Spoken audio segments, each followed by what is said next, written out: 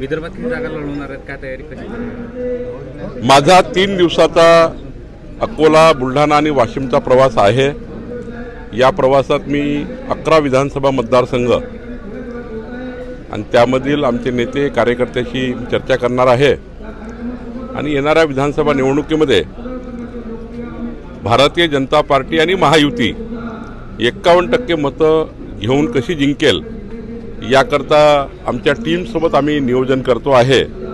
हा नियोजनाचा दौरा आहे।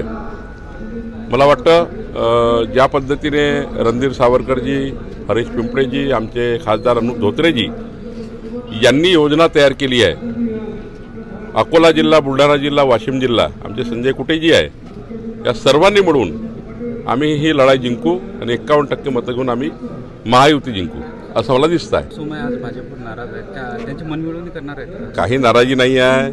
किरीट सोमय्याजी आमचे नेते आहेत, त्यांनी केंद्रीय निवडणूक आयोग आणि राज्य निवडणूक आयोगामध्ये मतदार यादीचं सुसूत्रीकरणावर मोठं काम सुरू केलं आहे आणि मला वाटतं की यामधून त्यांना अजून एक अतिरिक्त जबाबदारी दिली, पण त्यांनी मला विनंती केली की जे ऑलरेडी काम माझ्याकडे आहे ते इतकं मोठं काम आहे की पुन्हा याच्यात ॲडिशन करायची गरज नाही आहे, त्यामुळं नाराजी नाही आहे। सर, भाजप हा शिस्तबद्ध पक्ष आहे, पण भाजपमधूनच असे काहीतरी सुरू होतात जसे किरीट सोमय्यानं नेमकं माध्यमांसमोर येऊन बोलणं हे भाजपची संस्कृती नाही आहे, पण नाराज कार्यकर्ते आहेत, नेमकं कसं समजावणार? नाही, एक बाब प्रकष्टाने मी आणि जाणीवपूर्वक सांगणार आहे, महायुतीबद्दलही भारतीय जनता पार्टीच्या कुठल्या नेत्यांनी आणि कुठल्या कार्यकर्त्यांनी कुठेही मीडियासमोर किंवा व्यक्तिगत स्वरूपाने सुद्धा महायुती मजबूत झाली आहे, महायुती एकत्र आहे। पक्ष असो की आमची महायुती असो,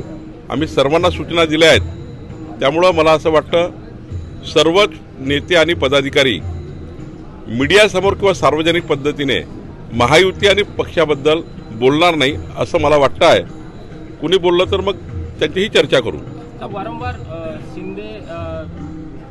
शिंदेचे शिवसेना असो, राष्ट्रवादी अजित पवारांच्या याच्यावर वारंवार वार करतात। नेहमी मिटकरी हे बोलतात की सर्व सांभाळामध्ये, नेमकं महायुतीत घुसपूस नाही आहे, पण हे घुसपूस आहे की नाही? नाही, काही लोक हे मीडियासमोर जाऊन बोलण्याची सवय आहे, त्या सवयीमुळं महायुतीचं परसेप्शन बिघडत आहे। सर्वच पक्षांनी काळजी घ्यायची आहे की एकामेकाबद्दल बोलू नये, एकामेकाबद्दल वाईट विधाने करू नये, महायुतीमध्ये काही चुकीचे होईल असं करू नये।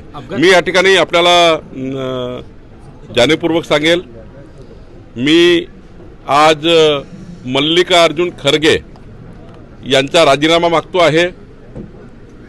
मल्लिकार्जुन खरगेंनी काही प्रतिक्रिया दिली नाही। राहुल गांधींनी अमेरिकेत जाऊन म्हटलं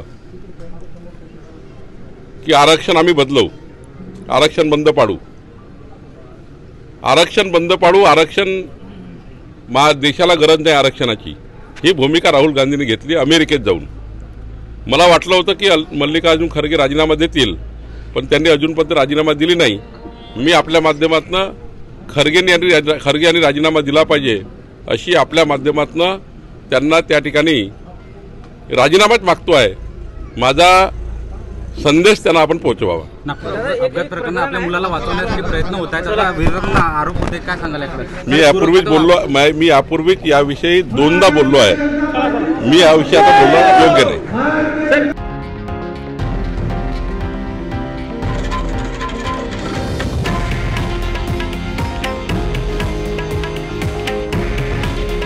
हे आहे देशातील नंबर 1 न्यूज नेटवर्क आणि आपण पाहत आहात TV9 मराठी।